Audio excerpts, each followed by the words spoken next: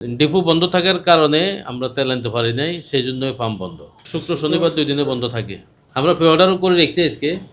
ওই যে এসকোশিয়া একটা ব্রাঞ্চ খোলা থাকে, ওখান থেকে পে অর্ডার করে রেখেছি, আগামীকালকে সকালে নিয়ে আসবে, হয়তো 12টার মধ্যে চলে আসবে।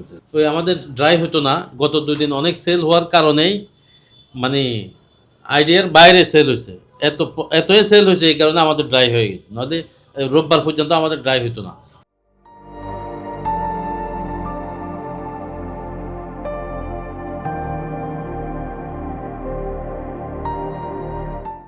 আগে ডেলি আমরা ধরেন 4-5 হাজার লিটার বিক্রি করছি, এখন তো এই যে গতকালকে বিক্রি করছি, এই যে এখানে দেখেন 16,126 লিটার একদিনে। 16,000, এই যে এই খাতা আছে, হিসাব আছে তো এখানে, এই যে ছবি উঠে নেন। মানুষ মানে এটা মানুষই করছে এগুলা, যে তেল পাওয়া যাবে না, এই সেই যুদ্ধের কারণে বিভিন্ন সমস্যা, এগুলো মানুষই করতেছে। এই গুজবেই আসলে গুজব, অন্য কিছু না। আমাদের আগে যে স্বাভাবিক সেলগুলা, হ্যাঁ ডেলি ধরো 5 থেকে 6,000 বা 4,900, 4,500 এরকম সেল। হঠাৎ করে সেল এতই সেল হচ্ছে, হ্যাঁ 17-18,000, 26,000 লিটার পর্যন্ত আমরা এই গতকালকে বিক্রি করছি। গতকালকে কয়টা পর্যন্ত মোটামুটি সিরিয়াল ছিল? সিরিয়াল ছাড়া যতক্ষণ তেল ছিল ততক্ষণই ছিল।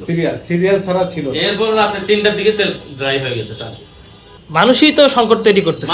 মানুষের সংকট তৈরি করতেছে। এবং আমরা পে অর্ডার করে রেখেছি, আগামীকালকে ওই যে নারায়ণগঞ্জ থেকে যাই আনা পর্যন্ত সংকট মানে সমস্যা থাকবে।